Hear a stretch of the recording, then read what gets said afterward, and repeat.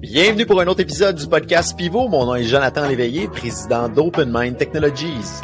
Le podcast Pivot est distribué à chaque semaine afin d'aider et d'éduquer les entrepreneurs ayant une idée de produits technologiques innovants, communément appelés SaaS ou applications web et qui désirent maximiser leurs chances de succès dans leur aventure. Partageons à chaque semaine trucs, astuces, histoires à succès ainsi que des apprentissages d'échecs d'entrepreneurs de renom. Le podcast Pivot est une présentation de Dev2CEO, filiale d'Open Mind Technologies.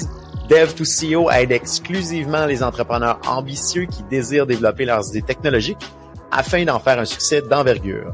Cette semaine, j'ai le plaisir de m'entretenir avec mon collègue Yann Hudon sur la fameuse question de comment choisir le bon langage de programmation pour son idée technologique.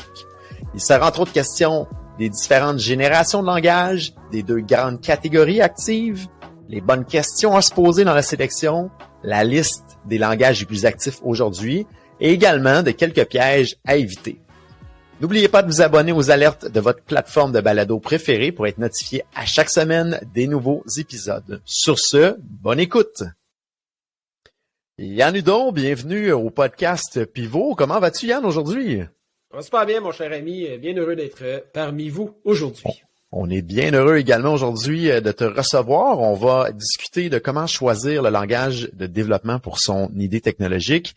Yann, pour l'auditoire, a un très grand parcours au sein de l'organisation d'OpenMind. Il occupe présentement le poste de direction de la force de vente, donc il est directeur de la force de vente, mais il a un parcours très technique. Il a débuté comme développeur au sein de l'organisation. Il a gravi toutes les échelles. Donc, je pensais aujourd'hui que ce serait vraiment une belle et bonne discussion de parler avec Yann parce qu'il connaît les deux côtés de la médaille, le côté de vendre un projet, mais le côté technique aussi en arrière. Donc, ça permet de faire des bons choix ou du moins optimiser les choix. Donc, je pense que Yann est probablement une des meilleures personnes dans l'organisation pour nous aider à tourner autour de cette question-là. Donc, Yann, je vais débuter avec une première question, puis pour mettre en bouche notre auditoire, les langages de programmation, il y a eu plusieurs générations à travers le temps. On en est à la 5e génération. Yann, si tu me corriges, jamais si je dis pas des bonnes choses, mais on est dans la 5e génération de langage de programmation. Pour faire un bon choix aujourd'hui, je pense qu'il faut connaître un petit peu l'historique de ces générations-là pour ensuite aller un petit peu plus profondément dans le côté technique. Donc, ma première question pour toi, Yann, parle-nous un petit peu de c'est quoi les différentes générations de langages de programmation qui ont évolué ou qui ont existé à travers le temps pour se rendre jusqu'aujourd'hui là, à la 5e génération. Oui, absolument. Puis, on peut même en ajouter une 6e, là, on y viendra avec le no-code, là, qui est un pseudo-langage de programmation, mais dans tous les cas, puis là, je me fais aucunement là, historien des langages de programmation. Il y a certainement des gens dont c'est la profession première. Il faut garder en tête également qu'il y a énormément de façons de décliner les différents langages de programmation à travers les âges. Mais pour les besoins de la cause, je vais rester quand même très, très haut niveau. Effectivement, on peut décliner ça en 6 grandes catégories, grands courants qui, à peu de choses près, là, naturellement, ont une certaine transcendance sur l'échelle du temps. Donc, si on se remet au tout début là, de l'informatique, on parle bien sûr de la première génération qui sont les langages machines. Donc, à la base, un processeur ne comprend que les bits, donc des 0 et des 1. Et oui, à une certaine époque, on lui fournissait en bouche des 0 et des 1. Donc là, on est quand même très, très loin, là, on s'en doute bien. Les langages de seconde génération qui ont encore une certaine cote aujourd'hui, quoique c'est principalement là, à titre éducatif, on parle naturellement des langages sous la forme d'assembleur. Donc, c'est vraiment un langage très, très bas niveau où là, on va venir mettre des petites instructions de 2 ou 3 lignes qui vont dire au processeur de convertir ça en 0 et en 1. Donc, déjà, là, on se rapproche un petit peu plus du langage des humains, mais somme toute, là, ça reste quand même très, très primitif. Les langages de 3e génération sont ceux qu'on connaît présentement et qui sont très, très en vogue, là, qui sont très utilisés, bien sûr. Donc, c'est C++, Java, Python, PHP, nommez-les. On parle, il y a même des langages web qui appartiennent à cette génération-là. Comme je dis, oui, c'est temporel, mais cette catégorisation-là regroupe tous les langages qu'on dit également haut niveau. Donc là, tout à l'heure, avec l'assembleur, on parlait des petites instructions, des petits jeux d'instructions. Ici, on est vraiment à peu de choses près dans un langage humain. Donc, on laisse le processeur finalement faire la conversion en entier, puis on lui parle pratiquement à travers des instructions qu'on lui fournit. Et lui fait le travail d'interprétation. Dans les langages de 4e génération, les fameux 4GL, on parle des langages qui sont spécialisés dans un domaine précis. par exemple PL, SQL ou le langage R pour les fins d'analyse statistique. Les langages de 5e génération, qui sont des langages qui sont basés sur la résolution d'un problème plutôt qu'un algorithme conçu par le développeur. Donc là, ici, souvent, là, sans entrer dans le détail, on fait appel à l'intelligence artificielle. Et finalement, ce que j'avais mentionné un petit peu plus tôt, les langages qu'on pourrait appeler de 6e génération sont les fameux langages no-code. Donc ici, on va simplement entrer des grandes boîtes et finalement, le langage va lui-même se charger d'écrire le code qui est associé pour nous. Donc à ce moment-là, ça nous permet de développer beaucoup plus rapidement, avec certaines limitations. Par contre, il est important de le souligner. Donc, si je comprends bien, Yann, il n'y a pas nécessairement de linéarité dans l'échelle du temps de ces générations-là. À partir de la 3e génération, on commence à avoir des branches qui roulent un petit peu en parallèle l'une de l'autre, un peu pour dire, bon, mais si j'ai un problème précis, il y a peut-être un langage de programmation précis pour l'aider. Si je veux avoir un peu moins de code à faire, bon, on peut tomber dans du low code ou no code, qui est de la 6e génération. Donc, de la 3e à la 6e génération, il n'y a pas nécessairement de linéarité extrêmement perceptible. C'est bien ça? Oui, exactement. Puis c'est vrai, pour le domaine des langages de programmation, c'est vrai également pour plusieurs domaines. Là, donc, on semble aller de plus en plus vers une spécialisation des langages de programmation, ce qui, bien sûr, d'un point de vue technique, fait également un certain sens. Fantastique. Donc, on comprend un peu plus c'est quoi la différence entre les générations, dans le fond, de langage de programmation. Plus le chiffre est bas, plus qu'on est proche de la machine. Quand on approche vers le chiffre 3, 3e génération, on commence à avoir quelque chose qui est plus proche du langage humain. Et par la suite, à ce moment-là, on y va plus en termes de résolution de problèmes ou de problèmes spécifiques pour choisir son langage de programmation. Yann, pour le reste du podcast, ce que je veux qu'on s'imprègne un petit peu, c'est que ma théorie, c'est qu'il existe deux types de fondateurs de start-up ou de vouloir partir une idée technologique puis l'amener à succès. Il y a ceux qui sont très techniques, puis il y a ceux qui sont non techniques. Donc, ce que je veux entendre par ceux qui sont techniques, c'est souvent des gens qui font de la programmation, qui disent « Ah, je vois qu'il y a un problème au marché, je vais développer quelque chose, je vais en faire un logiciel, un software as a service, une application mobile. » Puis, à ce moment-là, il avance dans son parcours d'entrepreneur à travers tout ça. Et sinon, il y a l'autre côté, vraiment le pur entrepreneur qui est zéro technique et qui se demande vraiment c'est quoi le langage de programmation, c'est quoi les langages de programmation puis comment ça fonctionne. Fait qu'aujourd'hui, le podcast a plus but de répondre aux questions de ce deuxième persona-là parce que le premier persona souvent connaît déjà certains langages de programmation et par lui-même, il va faire une sélection des options de langage, souvent parce que lui-même est à l'aise et ce qu'il connaît à ce moment-là pour pouvoir avancer. Donc, si on se met dans les souliers de quelqu'un qui ne connaît pas ça, Yann, qu'est-ce qu'on doit se poser comme question pour commencer à essayer de débroussailler un petit peu tout ça? Parce qu'il existe beaucoup de langages de programmation présentement sur le marché. Donc, quelles sont les questions, Yann, qu'une personne non technique devrait se poser pour être capable d'avancer dans sa sélection de langages de programmation pour développer son idée technologique? Oui, absolument. C'est sûr qu'en trame de fond, là, puis sauf exception, c'est-à-dire que naturellement, là, si on vise à développer une application, je sais pas moi, tabarnouche, qui prend en charge la quantité d'énergie dans une centrale nucléaire, là, à ce moment-là, probablement qu'il faut utiliser certains langages qui sont spécialisés, notamment de par leur précision ou leur robustesse. Bon. Pour la plupart des cas de figure, par contre, là, pour le commun des mortels, et j'en fais partie, si on décide de développer une nouvelle application ou un nouveau produit, la majorité des langages, encore une fois, à peu de choses près, pourraient très bien y arriver. Là où c'est important, puis c'est un petit peu ce qu'on a avancé avec les différentes générations, mais même si on se rapproche d'un niveau, la plupart des langages ont quand même leur spécificité. Donc, puis c'est un petit peu la même chose d'ailleurs pour les langues humaines, donc les langues parlées et véhiculées. Naturellement que, on va souvent associer par exemple le français à la poésie, l'anglais à la littérature, etc. L'allemand également est souvent associé à la poésie. Donc, c'est-à-dire que les langues ont des caractères, des saveurs qui leur sont propres. Puis bien sûr, on peut très bien faire de la poésie dans n'importe quelle langue. Un empêche pas l'autre. Par contre, très très souvent, on va dire que la richesse des mots, leur subtilité, leur nuance, etc. se prêtent très bien à la poésie. Donc, ils ont des particularités qui, sans être 100% essentielles, sont importantes à connaître. Donc, si on revient à nos langages de programmation, c'est exactement la même chose. Donc, si on veut faire une application moderne, par exemple, pour faire la gestion, je sais pas, des comptes clients. Naturellement que la plupart des langages modernes vont permettre de très bien arriver à la chose. Par contre, si à ce moment-là, dans notre idée, là où on veut aller dans 3, 5, 10 ans. On a déjà un aperçu des choses qu'on voudrait intégrer à notre application. Il est important à ce moment-là de déjà, soit les avoir couchés sur le papier et encore plus d'en parler avec son fournisseur pour pouvoir lui exprimer notre vision à long terme. Parce que là, c'est important. Un peu comme pour les langues parlées, il se pourrait qu'on vienne se heurter non pas uniquement à des nuances ou des subtilités, mais bien à des freins technologiques importants.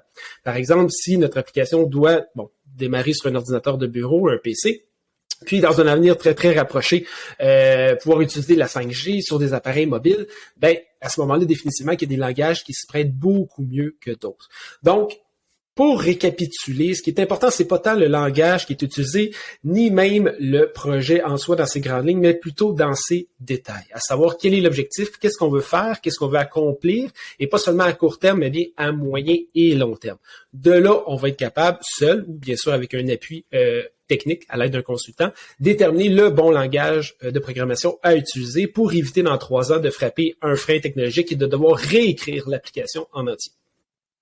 Très intéressant, Yann. Puis, je rajouterais également des facteurs peut-être externes qui peuvent venir à travers tout ça. Puis, Yann, tu pourras confirmer si c'est le cas dans les décisions qu'on fait pour les clients ou que tu ferais toi-même pour développer une idée technologique.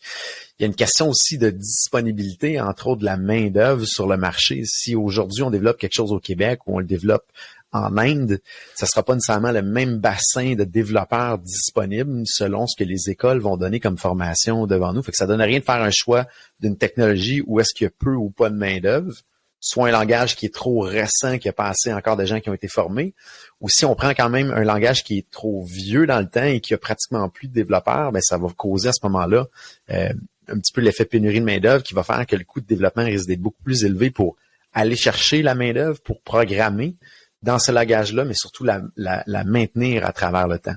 Donc, il faut trouver, entre autres, sur un de ces facteurs externes-là, d'aller voir où est la disponibilité dans le marché, où est-ce qu'on cherche des développeurs à ce moment-là. C'est sûr que la COVID nous ouvre un petit peu plus les portes à l'échelle internationale, mais la disponibilité est quelque chose de très, très, très important pour être sûr qu'on soit capable d'avancer puis d'avoir des équipes, que ce soit à l'interne de l'organisation ou chez un partenaire à ce moment-là. Fait que je sais pas si tu partages un petit peu la même opinion, Yann, là-dessus, sur une question de la disponibilité de la main-d'œuvre. Oui, définitivement. Puis c'est vrai, bien sûr, là, pour les ressources techniques en informatique, là, on est totalement dépendant des conditions socio-économiques là, qui nous entourent. C'est vrai pour n'importe quelle industrie. Là, je trouve ça merveilleux, moi, les toits en cuivre, là, comme sur les églises. Quand il y a le temps de les refaire, par contre, il faut trouver des gens qui sont habilités à travailler le cuivre, puis à pouvoir restaurer. Il y en a probablement un petit peu moins que des gens qui sont aptes à remplacer du bardeau d'asphalte.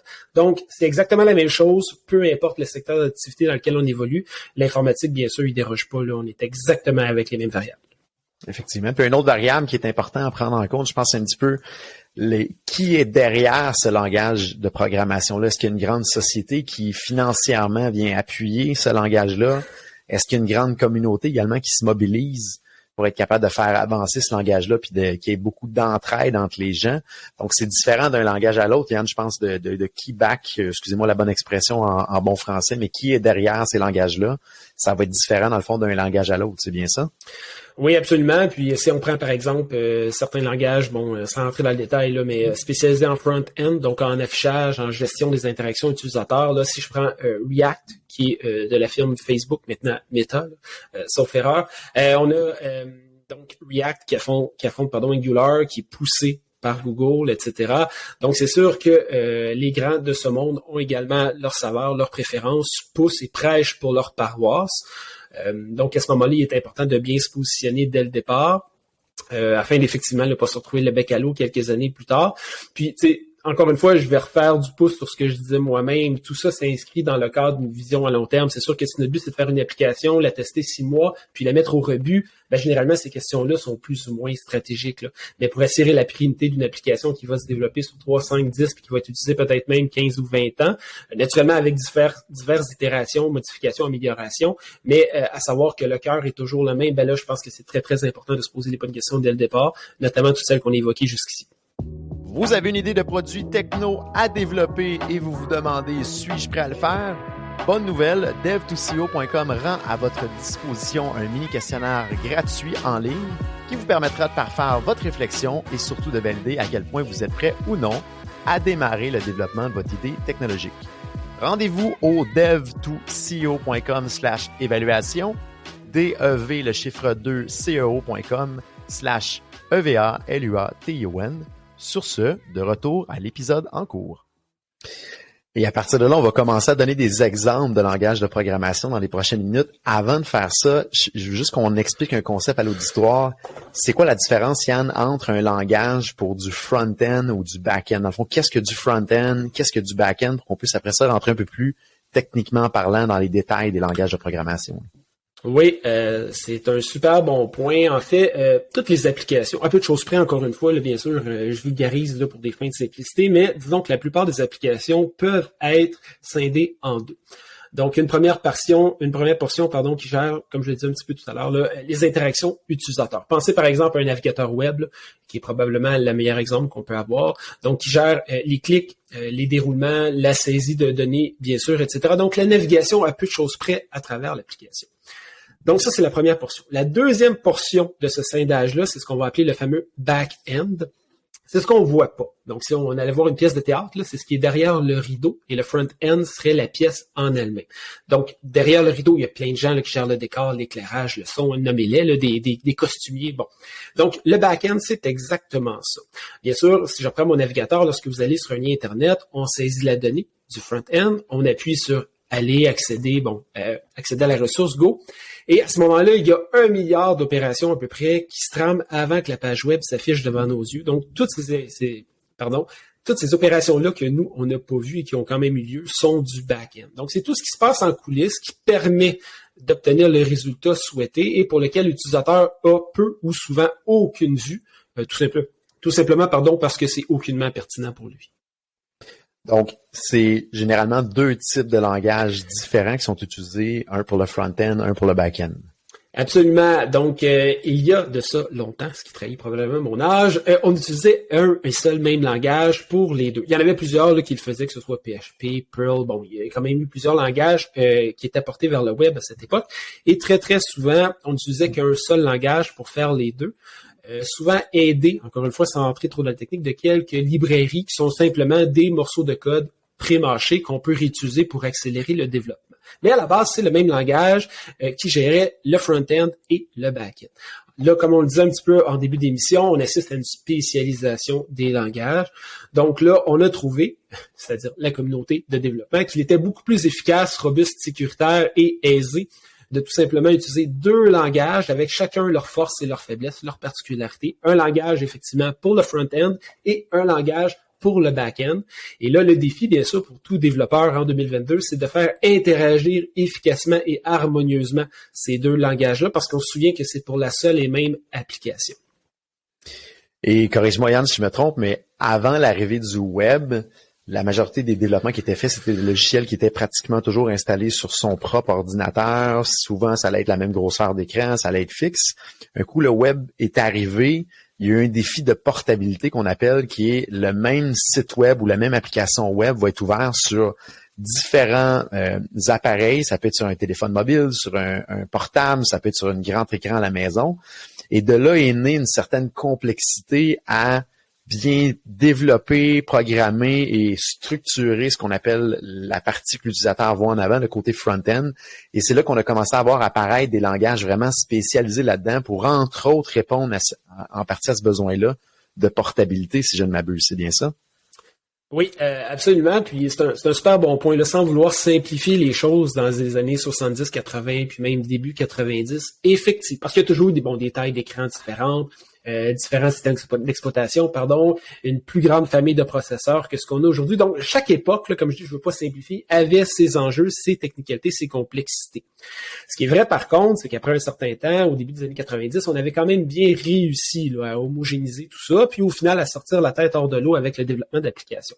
Arrive effectivement le merveilleux monde du web, et là, tout est à refaire à peu de choses près, ne serait-ce que de par la panoplie des navigateurs. C'est un peu moins vrai aujourd'hui, là, mais à l'époque, Netscape, bien sûr Opera, Internet Explorer, nommez-les, là, il y en avait plusieurs, chacun interprétant la recette à sa façon. Première complexité. Et deuxième complexité, celle-ci qui est un petit peu plus récente, là, avec la multiplication, disons-le, des formats d'écran. On mentionnait téléphone, tablette, on peut même ajouter téléviseur maintenant. Et faut savoir que chacun de ces médiums-là a ses propres sous-catégorisation d'écran. Donc, les télévisions ne sont pas faites qu'en un seul format, mais les choses pour les téléphones, les tablettes. On a maintenant des écrans de 28, 30, 32, 48 pouces s'il le faut pour aller sur notre ordinateur. Donc, bien sûr, c'est tout à fait exact. Un des premiers enjeux auxquels on a dû s'attarder, ces langages de programmation-là du web, c'est effectivement la prise en charge et surtout la simplification, pour le développeur de pouvoir faire afficher son application correctement et ultimement même la diminution des coûts, ce qui est très bien pour le client qui veut faire développer cette application-là. Fantastique. Donc, on connaît maintenant les différentes générations de langage. On connaît les deux grandes catégories front-end, back-end. Maintenant, Yann, si on s'attaque exemple au front-end, c'est quoi les langages présentement qu'on entend là, régulièrement à nos oreilles puis dans des développements? Ça ressemble à quoi là, les différents langages qui pourraient être explorés à ce moment-là? Oui, puis encore une fois, je ne me prétends aucunement historien des langages. Il doit en avoir un qui voit le jour à toutes les semaines environ. Là, on est en pleine effervescence, mais il reste que le front-end est indissociable du fameux Big Tree. Sans faire de jeu de mots simpliste. À savoir que j'en ai déjà nommé deux. Donc, on a Angular, qui est poussé par la firme Google. On a React, qui est poussé par la firme Meta. Puis, on a un troisième joueur un petit peu plus indépendant qui s'appelle Vue.js. Donc, dans les trois cas, l'objectif est le même, c'est-à-dire de doter le développeur d'un langage de programmation qui lui permet, bien sûr, de pouvoir, comme je le disais tout à l'heure, développer son application, du moins le pendant front-end. Donc, encore une fois, il y a beaucoup d'autres langages qui peuvent y arriver. Il y a beaucoup de déclinaisons des trois langages que je viens de mentionner qui peuvent y arriver. Mais pour faire simple, disons que si un développeur, en 2022, maîtrise au moins l'un des trois, il peut arriver dans 95% des cas, évoluer dans à peu près n'importe quelle firme TI qui nous entoure. Et as-tu une théorie ou une explication pourquoi Microsoft ne se retrouve pas là-dedans, Yann? Parce que là, on a parlé de Google, Facebook. Généralement, Microsoft vient se mêler de la partie.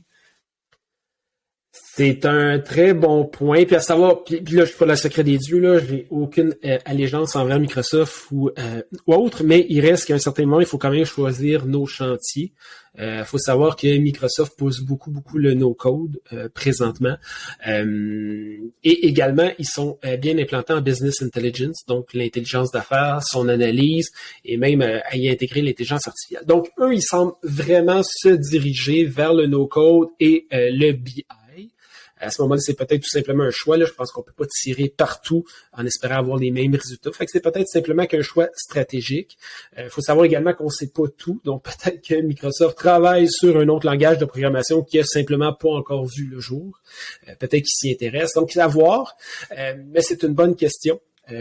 Qui, je pense qu'il est important de se poser. Ce qui est encore plus important de savoir, c'est que tant qu'au moins qu'il y a un langage qui est capable de rallier portabilité, sécurité et robustesse, au moins on a assez pour avancer.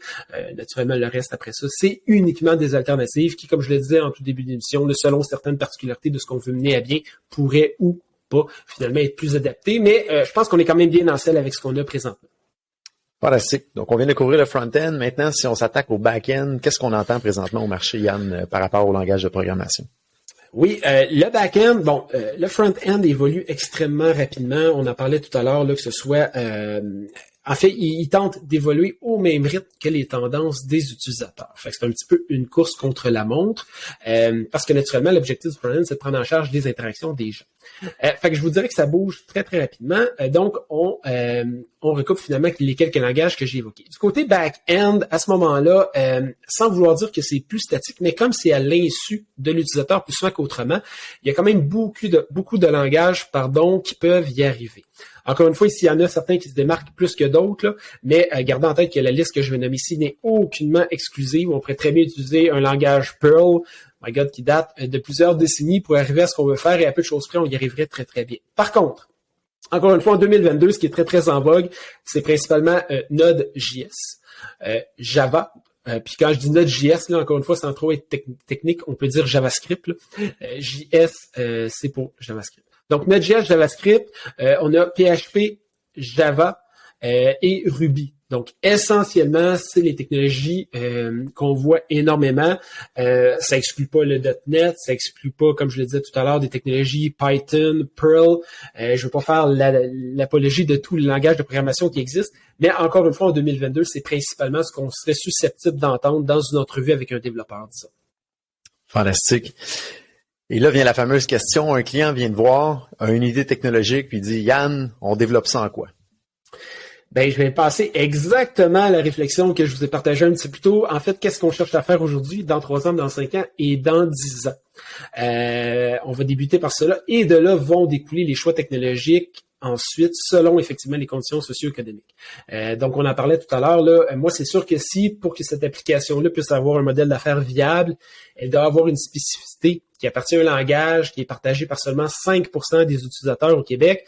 Il va falloir quand même avoir des utilisateurs, des programmeurs, au Québec. À tout le moins, je vais avoir la discussion avec la personne qui me fait face. Si pour elle, c'est un deal breaker, ça doit absolument être fait. Ben, à ce moment-là, même si on a peu de gens qui ont ce knowledge-là, ben, on n'aura pas le choix quand même d'aller de l'avant, puis naturellement, de tenir ce langage de programmation-là.